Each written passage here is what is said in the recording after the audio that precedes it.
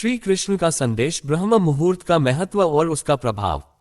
ब्रह्म मुहूर्त का परिचय। हिंदू धर्म और यौगिक परंपराओं में ब्रह्म मुहूर्त सुबह 3 से 6 बजे के बीच का समय को अत्यंत शुभ और पवित्र माना गया है। ये समय आत्मा, मन और शरीर को शुद्ध करने का काल होता है।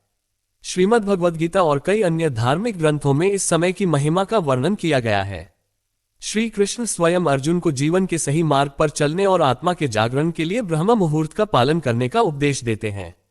ब्रह्म मुहूर्त में उठने के लाभ। सुबह 3 से 6 बजे के समय को दिव्य ऊर्जा का समय कहा जाता है।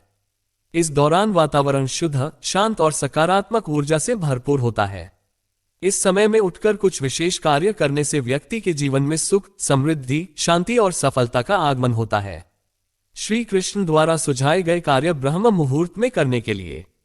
1. ध्यान और प्रार्थना करें। श्री कृष्ण कहते हैं कि ब्रह्म मुहूर्त में ध्यान करना आत्मा को परमात्मा से जोड़ने का सबसे सरल और प्रभावी तरीका है। इस समय में की गई प्रार्थना और ध्यान व्यक्ति के मन को शांति और स्थिरता प्रदान करते हैं। कैसे करें ध्यान? एक शांत स्थान पर बैठें, आंखें बंद करें और गहरी सांस लें।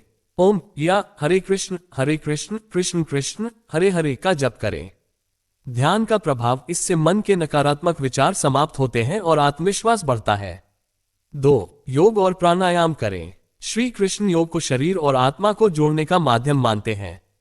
सुबह के इस समय में योग और प्राणायाम करने से शरीर स्वस्थ रहता है और मानसिक ऊर्जा का विकास होता है।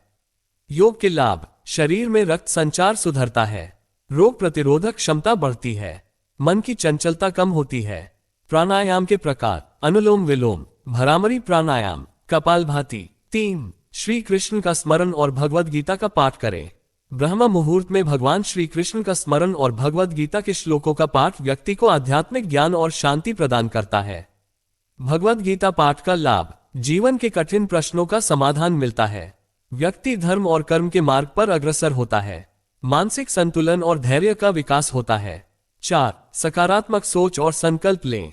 श्री कृष्ण का कहना है कि व्यक्ति जैसा सोचता है वैसा ही बनता है। ब्रह्म मुहूर्त में मन शांत और केंद्रित होता है, इसलिए इस समय सकारात्मक सोच और संकल्प लेना अधिक प्रभावी होता है। संकल्प कैसे लें? एक डायरी में अपने लक्ष्यों को लिखें।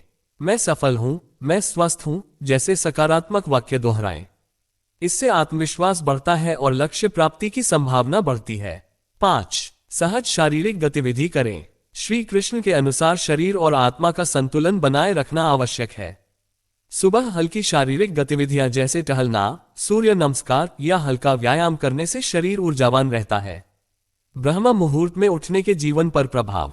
1. मानसिक शांति और स्थिरता। सुबह की शुद्ध हवा और सकारात्मक वातावरण व्यक्ति के मन को शांत रखते हैं।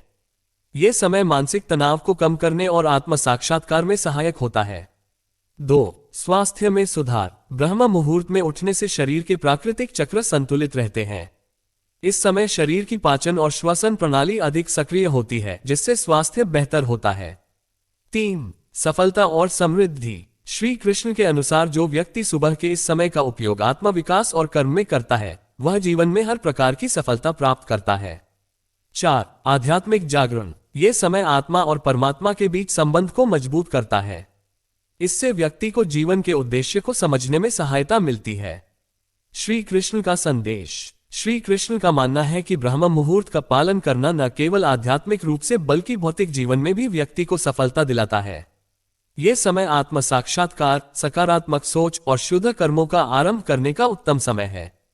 निष्कर्ष। श्री कृष्ण द्वारा बताए गए मार्गदर्शन का पालन कर हम अपने जीवन को सकारात्मक और सफल बना सकते हैं। ब्रह्म मुहूर्त में उठकर ध्यान, योग और प्रार्थना करने से न केवल शारीरिक और मानसिक स्वास्थ्य सुधरता है, बल्कि जीवन में हर प्रकार की खुशियां भी प्राप्त होती हैं। अगर आप श्री कृष्ण के उपदेशों को अपने जीवन में अपनाते हैं तो जो कुछ भी आप चाहते हैं वह आपको अवश्य मिलेगा।